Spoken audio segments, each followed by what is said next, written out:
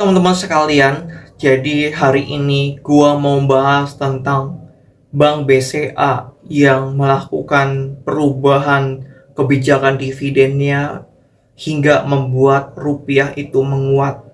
Seperti apa penjelasannya? Kalian simak aja ya secara santai tapi serius. Sebelum itu, kalian siapin tempat yang nyaman, jauh dari kebisingan, dan gunain earphone supaya kalian lebih jelas untuk menikmati video ini teman-teman. Jadi ya enjoy aja ya, jangan di skip.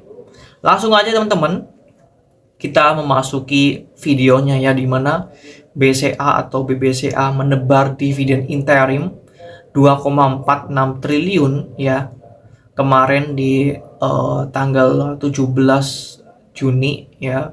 Ex date-nya, cum date-nya di tanggal 15 Juni. Pembayarannya di 26 Juni 2026. Jadi ya kalian sebagai dividen investing mungkin ya jadilah ya favorit ini Bank BCA. Dan kalau kita ngelihat ya di sini teman-teman, BCA itu ya mulai membagikan dividen interim dalam 3 termin sepanjang tahun 2026 ya. Bukan hanya sekali. Tujuannya adalah memberi arus kas yang lebih rutin kepada pemegang saham serta mencerminkan kondisi permodalan dan likuiditas yang sangat kuat dimiliki oleh Bank BCA. Nah, di sini ya ada emiten-emiten yang punya ya dividen yield tinggi. Terus di sini ada average rata-rata dividen yield dalam 3 tahun terakhir ya. Jadi teman-teman, kalau perusahaan-perusahaan high dividend seperti ini teman-teman, yang meniru pola pembayaran berkala, ya arus likuiditas rupiah di pasar domestik juga menjadi lebih merata ya sepanjang tahun. Secara teori, hal ini bisa sedikit membantu menjaga stabilitas pasar keuangan ya, terutama pasar modal kita ya teman-teman. Nah, kalau kita melihat di sini Bank BCA kan ya stockholdersnya itu ya owners ya. Terus di sini kan ada asing juga yang beli ya. Ada Pak Salim juga, Anthony Salim yang masih hold saham Bank BCA ya. Nah, dividen yang dibayarkan dalam rupiah oleh Bank BCA itu investor asing yang ingin menerima dividen harus memiliki saham BCA, dan pada saat pembayaran menerima dana dalam rupiah, sebagian investor dapat memilih tetap menempatkan dana itu di aset rupiah untuk membeli saham lagi atau obligasi, sehingga membeli saham Bank BCA ini dapat dividen kemudian bisa dikonversi ke dolar ya, atau tetap dirupiahkan, tapi ya tergantung investornya itu gimana. Jadi kalau di dolarin ya tentu ada dampak negatifnya ke rupiah ya, menimbulkan capital outflow. Tapi kalau di reinvestasi lagi oleh asing setelah terima dividen Bank BCA misal, malahan jadi bagus ya rupiah ya teman-teman. Terus kalau kita melihat ya, Pak Airlangga Hartarto juga menyebut bahwa kurs rupiah wajar melemah saat musim haji dan pembagian dividen ya.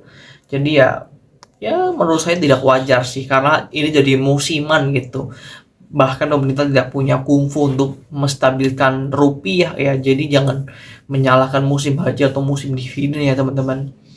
Dan seharusnya ya Bursa Efek Indonesia dan pemerintah harus bikin peraturan supaya pembagian dividen ini bisa dibagi ke 4 kuartal ya.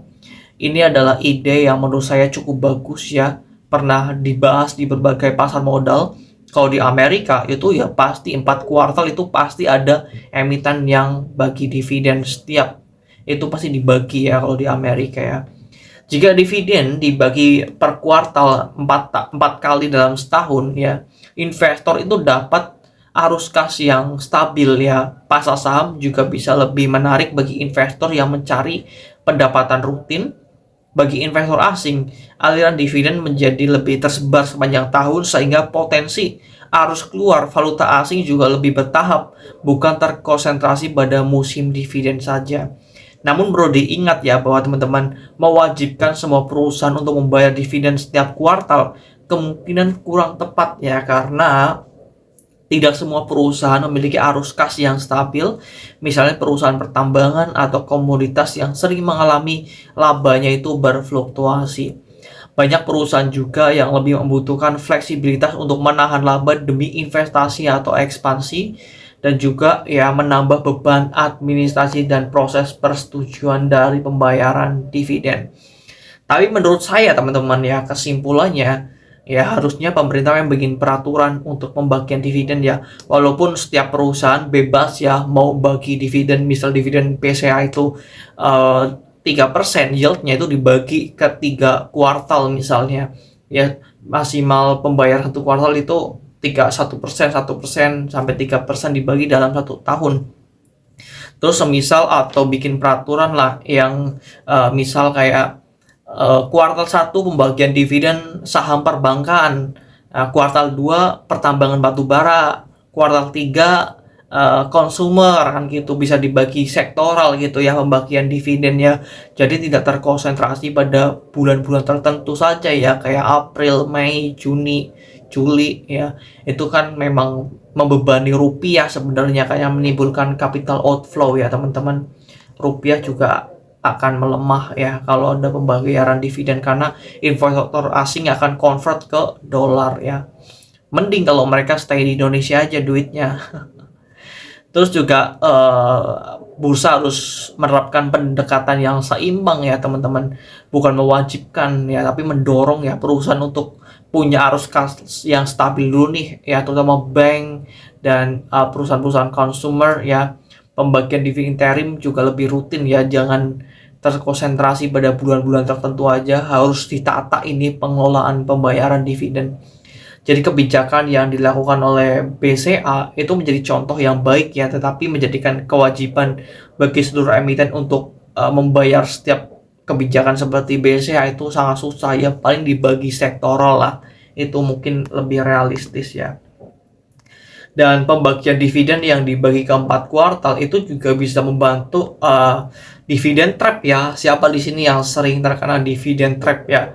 Misalnya di sini ya, dividen trap BBRI ya, yieldnya 11%, dia jatuh juga pas ex-date 11%, dan itu kan cukup menyedihkan ya. Terkena dividen trap sini, terjebak ya, nyangkut ujung-ujungnya, kan itu sayang banget ya hal seperti itu.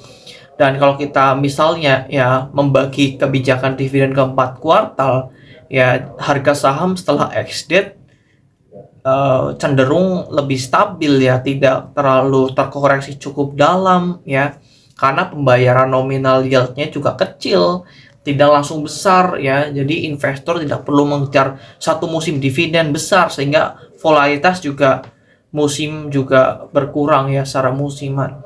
Arus kas investor juga menjadi lebih rutin, bukan menunggu setahun sekali ya, harus nunggu setahun sekali nih supaya dapat dividen. Nggak gitu juga ya. Jadi pembayaran dividen kuartalan berpotensi membuat pasar lebih stabil dan mengurangi volatilitas di sekitar musim dividen, tetapi tetap bukan pengganti analisis fundamental perusahaan ya teman-teman.